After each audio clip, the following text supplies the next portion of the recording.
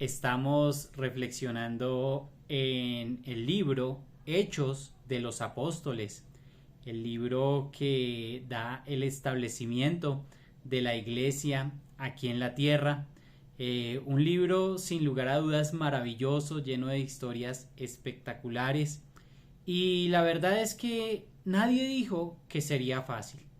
No, los caminos en cuanto al servicio al Señor no son fáciles, pero tampoco son imposibles. Además, recordemos que quien nos llamó a servirle es Jesucristo, es el Todopoderoso, que ha prometido comprensión, compañía, ayuda y respaldo en lo que Él nos ha mandado a hacer. Así es de que hoy observaremos tan solo tres versículos, pero tres versículos que nos dejan ver una situación muy profunda y una situación muy importante, y es que, como he titulado esta reflexión, nadie dijo que sería fácil. Sí, querido amigo, querido hermano, los caminos del Señor, nadie dijo que serían fáciles. Observemos por un momento estos tres versículos allí en Hechos, capítulo 13, y también arrancamos desde el versículo 13. Entonces es fácil para su memoria. Hechos 13:13 dice así: habiendo zarpado de Pafos, Pablo y sus compañeros arribaron a Perge de Panfilia, pero Juan, apartándose de ellos, volvió a Jerusalén. Nos dice el texto, zarpando de Pafos, es decir, abandonaban la isla de Chipre para dirigirse ahora hacia el Asia Menor. Sí, allí el Espíritu Santo les había indicado. Abandonaron la pequeña ciudad de Chipre para ir a otras ciudades un poco más grandes. Abandonaron la isla para irse hacia un lugar donde habían ciudades mucho más grandes. ¿Por qué? El Espíritu Santo les habría indicado así. Llegarían a Perge de Panfilia y allí era llamada quizá el lugar de los Gálatas, el país de los Gálatas. Pero el camino no era fácil. El camino era bien peligroso. El camino, nos dicen los historiadores, que estaba infectado de malaria. Era el camino del Tauro. Era un camino súper complejo, también lleno de salteadores, de enfermedades mortales. Allí estaba, ese camino súper difícil de un lugar a otro, donde el Señor les permitiría a estos discípulos ir, a estos apóstoles ir llevando la palabra del Señor. Alguien dijo con respecto a este camino, ese camino para los comerciantes era la ganancia. Para los soldados era su deber, para los misioneros el llamado de Dios. Única y exclusivamente tendría que atreverse a pasar por el camino del Tauro los llamados por Dios. Así es de que ahí estaban. Pero nos dice al final del texto, apartándose de ellos, volvió a Jerusalén, hablando de Juan Marcos. Juan Marcos se volvió a Jerusalén y esto causaría cierta dificultad en el equipo, lo vamos a ver más adelante. Él se aparta y regresa a Jerusalén. Algunos dicen que por la dificultad del camino, otros que pueda que haya tenido alguna dificultad de salud. Bueno, hay muchas situaciones, muchas observaciones que se pueden hacer aquí o llegar a muchas conjeturas, pero realmente no podemos decir en realidad por qué se devolvió. Lo que sí podemos ver con respecto de Juan Marcos es que Dios tenía un plan para su vida, un plan donde él debía entrar un tiempo bajo la tutoría de Bernabé, él va a estar otro tiempo bajo la tutoría de Pedro, hasta llegar a ser un hombre enteramente preparado para el servicio. ¿Sí? Tanto que Pablo le llama de nuevo y le dice, tráeme a Juan Marcos porque me es útil para el ministerio. Lo vemos allí en segunda carta de Pablo a Timoteo. Procesos del Señor.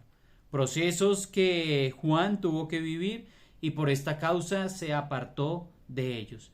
Dificultades cuando nos apartamos de algún equipo, por supuesto que sí, pero sin lugar a duda procesos que el Señor tiene que llevar a cabo con sus siervos. Bueno, aquí nos dice el texto en versículo 14. Ellos, pasando de Perge, llegaron a Antioquía de Pisidia y entraron en la sinagoga un día de reposo y se sentaron. Bueno, pasaron allí de Perge y llegan a Antioquía de Pisidia. No menos de 5 días tuvo que haber durado este viaje. Había esta zona montañosa, como ya lo hablamos, un camino súper complejo, difícil, salteadores, matones, enfermedad, malaria. Encontramos un recorrido de diferentes climas. También seguramente se encontraban allí comunidades en este camino, en el recorrido, y con diferentes tipos de clima, alturas, diferentes metros sobre el nivel del mar. Ejemplo, Antioquía de Pisidia 1200 metros, Lista 1230 e Iconio 1027. Y lo que la naturaleza les daba por el camino era muy, pero muy poquito. Dicen los historiadores que quizás se tenían que conformar los viajeros con el pan endurecido y el alimento escaso de estos caminos. Sí, lo que la naturaleza les daba era muy, pero muy poco. Habían también valles de rocas. Estaba un río que pasaba por allí con mucha fuerza, el río Caistro. Grandes paredes hacía la fuerza de este río a uno y otro lado, generando como una especie de cañón. Y era un camino agreste, solitario, también salteadores por allí y por acá, hasta que llegaban a un desfiladero que el mismo río había hecho. Tenían que ascender para después encontrar una meseta que le llamaban Pisidia, y allí estaba Antioquía de Pisidia. ¿Saben qué se encontraban? Se encontraban con nobles angelitos de Dios, con personas esperando el mensaje del evangelio, con personas diciendo: oh, qué bueno que vienes a predicarme, con personas muy cultas, muy respetuosas. En realidad no era así. Se encontraban con un mundo pagano, un mundo súper complejo también. Adoraban no al Dios verdadero, sino a la divinidad masculina de la luna, al dios Lunus. Había allí en este lugar una degradación moral terrible. Prostitución sagrada para ellos, entre comillas, de los más depravados excesos pornográficos y prostitución habían en estos lugares. Allí estaban ellos, enfrentándose a todo tipo de excesos. Por supuesto, también en este lugar había un barrio judío. Ellos se reunían en la sinagoga, como lo leímos aquí. Entraron en la sinagoga un día de reposo y se sentaron. Seguramente se presentarían ellos allí como Bernabé, el levita natural de Chipre, y como el Pablo, instruido a los pies de Gamaliel. Bueno, eran parte de sus credenciales. Ellos se sientan allí en la sinagoga. En la sinagoga dice el versículo 15: y después de la lectura de la ley y de los profetas, los principales de la sinagoga mandaron a decirles: varones hermanos, si tenéis alguna palabra de exhortación para el pueblo, hablad. Oh, qué bueno esto. Están en la sinagoga, hay un orden allí, se sientan, dice el texto, después quizá de la alabanza, de la oración, de la lectura de la palabra. Allí estaba abierta la ley, estaban los profetas, para que cada sábado en su orden fueran leídos. Y una vez presentados se les da la invitación a tomar la palabra. ¿Será que tiene una palabra de exhortación, de ánimo, de consuelo? ¿Alguna dirección del Señor? ¿Cuál será la respuesta?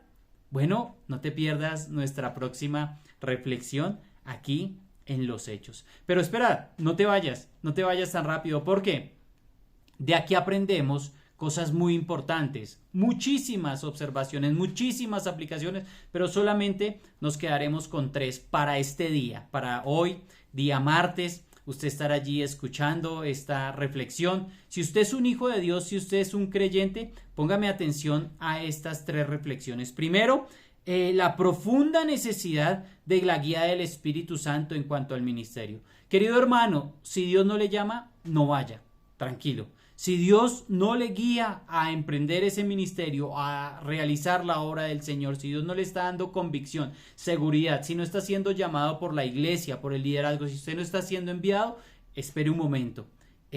No vaya. La profunda necesidad de guía del Santo Espíritu, porque el camino se torna fuerte, porque el camino se torna difícil. Y la invitación en esta mañana que nos hace la palabra es que usted y yo tenemos una profunda necesidad de la guía del Santo Espíritu en cuanto al ministerio.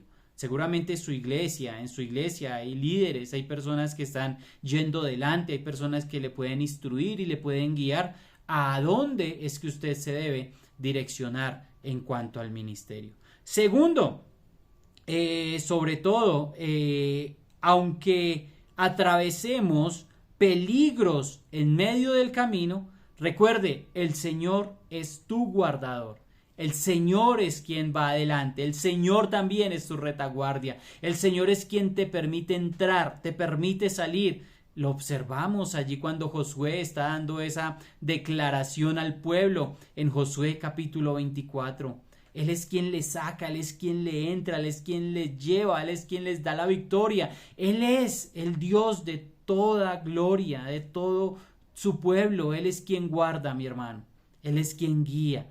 Entonces recuerde que en medio del camino peligroso que usted y yo podamos estar atravesando, en medio de este peregrinaje por la tierra, en medio de caminos no solamente difíciles, salteadores, enfermedades, muerte quizá, bueno, también hay peligros de los de adentro, peligros de los de afuera, peligros que acechan nuestras vidas, querido hermano, y usted debe estar siendo guardado por el Señor. Recuerde esto, que en medio del peligro usted está siendo guardado, porque hay caminos complejos, caminos difíciles. Y por último, mire y piense en Juan Marcos. Juan Marcos nos permite discernir los diferentes tiempos que hay para cada miembro del equipo. Hay diferentes temporales, diferentes tiempos, por eso la necesidad de tutorías, de mentores, de acompañamientos, la necesidad de procesos. No se salte procesos, querido hermano, querido amigo. Cumpla con esos procesos, siga ahí siendo tutoriado, siendo mentoreado. Dígale sí a ese seminario, dígale sí a ese discipulado, dígale sí a ese curso, porque usted y yo necesitamos continuar los procesos. Aquí Juan Marcos dice que les ha abandonado, que se ha apartado de ellos, pero con un propósito divino. Querido hermano, querido amigo, haga hoy y busque sobre todo la guía del Santo Espíritu. No importa lo duro del camino y no evada los procesos. Buen día y bendiciones.